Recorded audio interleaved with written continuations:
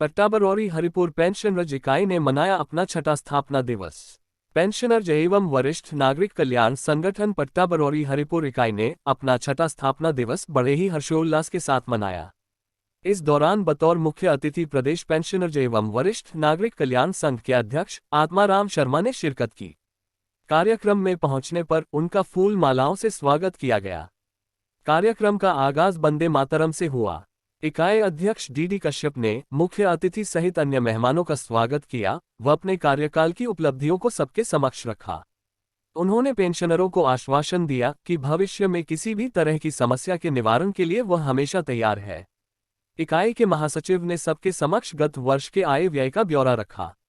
इस दौरान सूचना एवं जनसंपर्क विभाग हिमाचल के दल ने सरकार की सड़क, शिक्षा व स्वास्थ्य संबंधी विकासात्मक योजनाओं को गीत संगीत के माध्यम से सभी के समक्ष रखा। नशे के खिलाफ लघु नाटिका से दल ने नशे से दूर रहने का संदेश दिया। इस दौरान विभिन्न इकाइयों के प्रधानों ने अपने विचार रखे। मुख्य अतिथि ने अपने संबोधन में पट्टाबरौरी इकाई को स्थापना दिवस की बधाई दी। उन्होंने कहा कि पेंशनर्स की मांगों को समय समय पर सरकार के समक्ष रखते हैं, वो इनके समाधान का पुरजोर प्रयास करते हैं।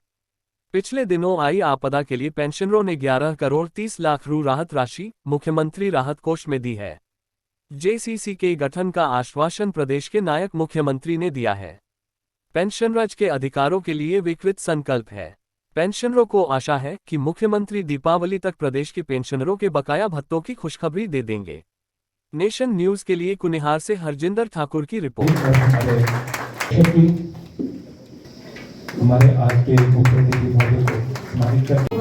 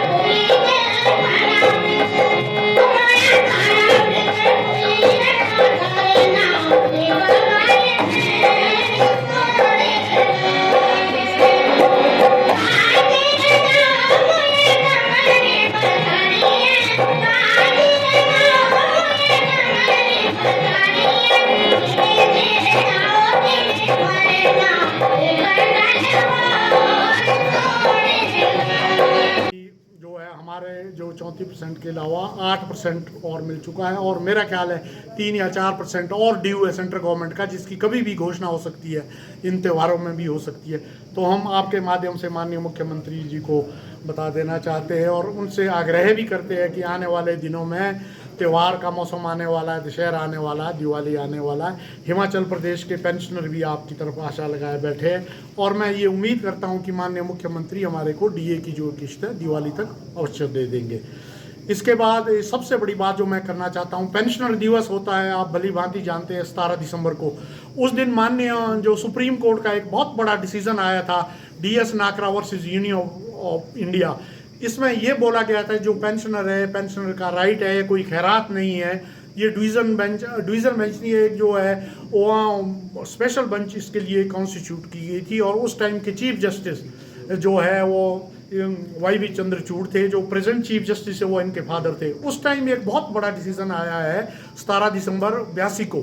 तब से लेकर पूरे ऑल इंडिया में पेंशनर दिवस 17 को मनाया जाता है। इस बार भी हम जो पेंशनर दिवस मनाएंगे उसमें माननीय मुख्यमंत्री हमारे मुख्य अतिथि होंगे।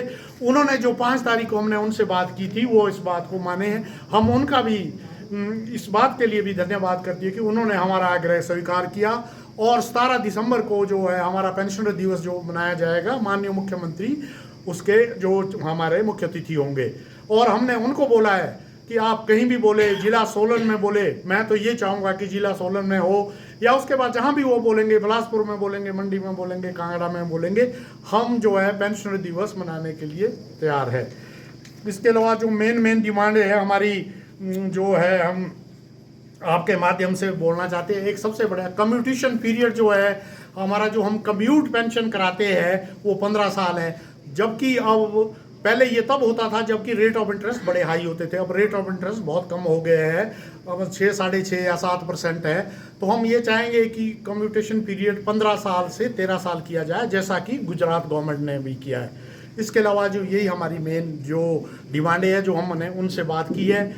आज हम यहाँ इकट्ठे हैं आपके माध्यम से जिला सोलन के समस्त पेंशनर को और ख़ास करके पट्टा बरौरी इकाई को हम आज आप लोगों के माध्यम से बहुत बहुत इनको मुबारकबाद देते हैं, जो कि आज ये अपना स्थापना दिवस मना रहे हैं। आज हम पट्टा बरौरी में जो इनका एक स्थापना दिवस हो रहा है पट्टा बरौरी इकाई का, इस उपलक्ष्य में हम आज यहाँ पे उपस्थित हुए हैं। सबसे पहले मैं पट्टा बरौरी के तमाम पेंशनरों को हार्दिक धन्यवाद करता हूँ, उनको बधाई भी देता हूँ इनको कि ये अपना स्थापना दिवस मना रहे हैं। पेंशनर साथियों, मैं प्रेस के माध्यम से आपकी जो डिमांड है वक्त वक्त पे माननीय मुख्यमंत्री के सामने उठाता रहा हूँ, और मैं आप लोगों का भी आभारी हूँ, खास करके जिला सोलन के जितने भी हमारे पेंशनर के बंधु हैं और जो दूसरे प्रेस के साथी हैं कि आपने भी जब भी हमारी कोई भी मीटिंग हुई, चाहे किसी भी जगह में हुई सोलन में, तो आपने हमारी डिमांडें माननीय मुख्यमंत्री के सामने रखी है। हम 5 तारीख को माननीय मुख्यमंत्री महोदय से पीटर हॉफ में मिले थे।